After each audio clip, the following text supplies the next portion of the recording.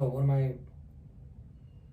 I'm working on, well, I don't know, I'm like kind of embarrassed. It's kind of underground, it's kind of new. Just writing music.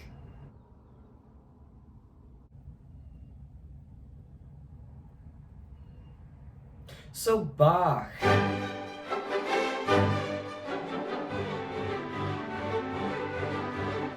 Let me learn you about somebody. Probably never heard of him. Some guy, pretty underground. Um, Bach. Okay. And I'm throwing things. Oh, I'm just so excited to talk about Bach. Our job as musicians, you're a musician, you've been diagnosed with musician, I don't care if you're not, you are. Our job as musicians is to do justice to the music we are performing. Not just to play the notes and rhythms, well, that's obviously massively important because it's what the composer wrote, but it's important to look underneath all of that to find what the composer was really writing when they wrote the notes and rhythms. For example, today we are going to be talking about one movement in particular from Bach's sonatas and partitas for unaccompanied violin, the best instrument. Unbiased.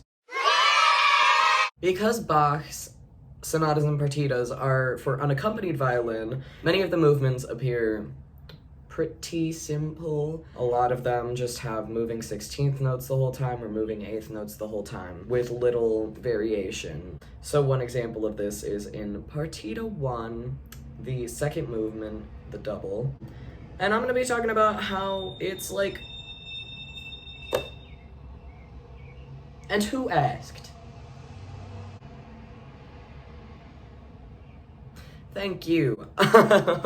I'm going to be talking about how it is so much more difficult to play the second movement of Partita 1 than it probably looks on the surface. Or at least more specifically, it is way more difficult to play it correctly. And most people don't.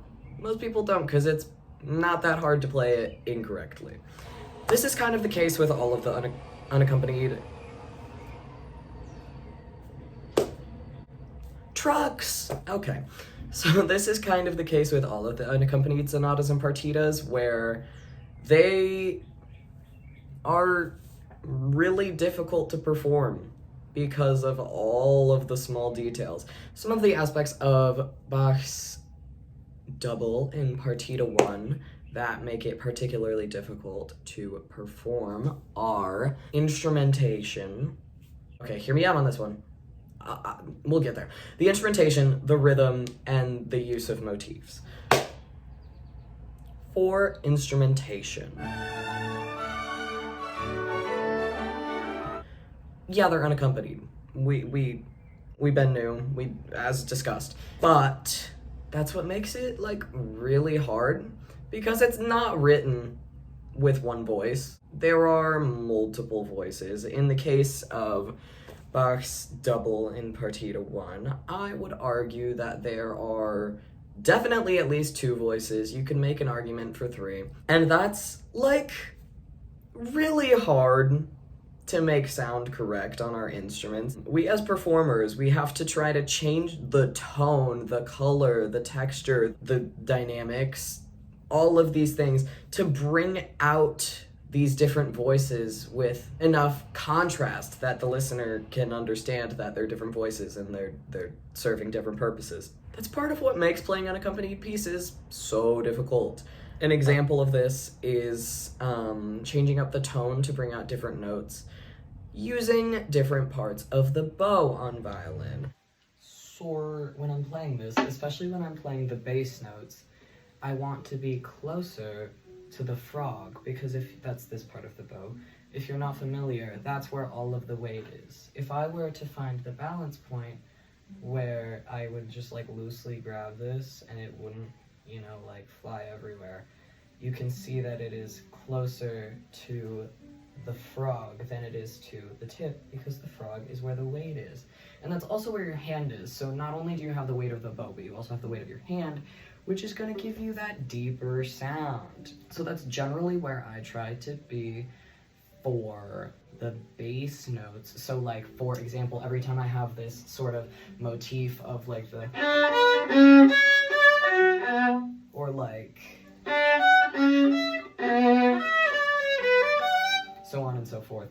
So just like really bringing out that moving, that descending bass line, because the soprano will speak for itself. It's soprano. I'm using these terms loosely, but like, it's gonna stand out a lot more. It's a lot easier to make higher notes stand out.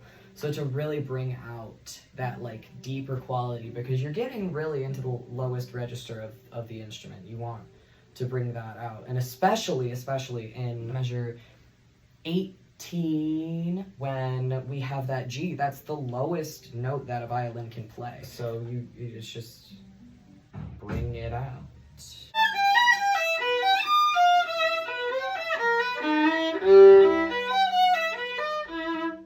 So on and so forth. Certainly there are different techniques that can be used depending on what instrument you're playing. If you are playing this piece not on violin, I guess, but as a violinist, this is what we have to work with. So another aspect of this piece that makes it kind of a pain to perform correctly is the rhythm. Because it's, oh my god, like almost exclusively 16th notes. There's like an 8th note in the whole movement. There's also no metronome marking.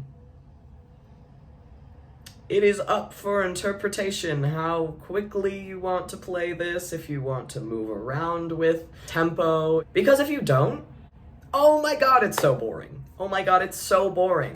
Like, playing it as straight 16ths, it's, well, they're notes. There are notes and there's nothing else. It's so uninteresting for the performer and for the audience if you do it this way, so don't.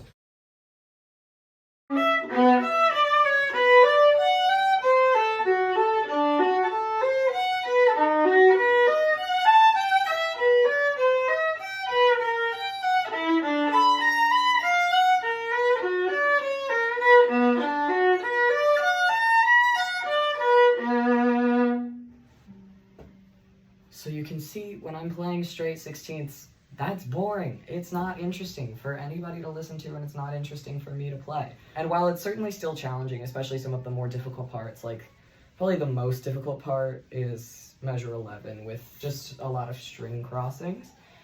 But if we can really play with the time, we can bring out where the phrases are. You can really bring out where the harmony is changing, because otherwise it can be a little bit hard to follow and you can't really tell as easily where you are. If we instead play with the time a little bit, bringing out different durations for notes that you want to emphasize, you give the listener something to hear, something to follow, a story or a picture, as opposed to just hearing the music and just straight 16th notes and not knowing what you're listening to. So like, for example, just in this first phrase, I can really bring out where the phrase ends by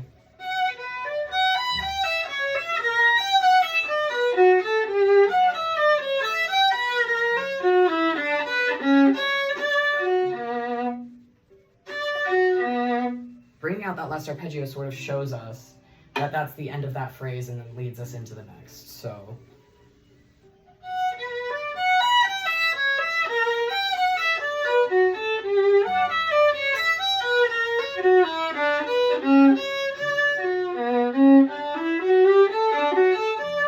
etc. So our job, again, as the performer, is to sort of play around with what Bach has given us. We can emphasize different notes with duration, and for example, I like to spend more time and also put more vibrato. That's a great way to play around with the kind of also along with the duration, adding some vibrato. So I like to put more duration and vibrato on the bass notes, because those are what generally they can speak well and they have a unique tone which helps to bring them out. But they don't sound as loud oftentimes on our instruments as violinists. So we have to do what we can to make sure that they sound different, they sound interesting. Especially when they are a part of the motif that I will touch on in a moment. So this makes the piece feel like it's going somewhere harmonically, and it gives the listener something to hear. It gives the performer some direction on where to push and give and take with the dynamics, and with emphasis in different ways, with vibrato and with tempo and dynamics. Next, it's, my favorite part, this particular motif. Ooh, it sounds so good. There is one motif that continues throughout this movement of the Partita 1, where there's this sort of stepwise generally downward motion, often a half step, which gives you something really to listen to, builds that tension, makes it super interesting to listen to and to play. So this is my favorite part to bring out in the piece personally, and they're able to really drive your ear towards where Bach is progressing the chords, is progressing in this piece, and even eventually to the final cadence, which makes it so much stronger, and so interesting. Ooh, it makes me go, ah! So sometimes this motif is also modified a little bit. So for example, in measures 6 and 7, there is a whole step downwards. In measure 18, there is a half step upwards. The most notable difference is in measure 16, where there's a downward minor third. So there are also many other moments of scalar motion, especially in the bass, that we can bring out. This is sort of related to the original motif, but it's also sort of its own thing. With this scalar motion, it often, again, gives you something to play around with, something to focus on as the listener and as the performer. It makes the piece really feel like it's in constant motion, because with these constant 16ths, it can get a little bit stagnant, which sounds a little bit like the opposite of what you might expect, but really, truly, like earlier when I showed you just the straight 16ths, it probably felt pretty settled. The notes are changing, but it's uninteresting. It feels fine. I could stop listening to it, and as long as it's not in a super dissonant part of the music, then you can stop at pretty much any time and be like fine and settled because of this sort of stagnant 16th note motion. So, if we can emphasize this movement, this direction, we give something that directs us to the cadences, especially to the final cadence. In conclusion, this piece is so hard to play correctly. It's so hard to do it justice. But it's our job as musicians and as performers to do the music justice by spending the time to look at the theory, at what is given to us, and really analyze what we can do. Because Bach has given us so much to play around with. It's our job to show what he has written. And he's written some very interesting things, but we need to bring those out, otherwise they get drowned out, and what's even the point of playing it, you know? So through our own knowledge of theory and our own practical skill, we can bring out this brilliance, and that's our responsibility.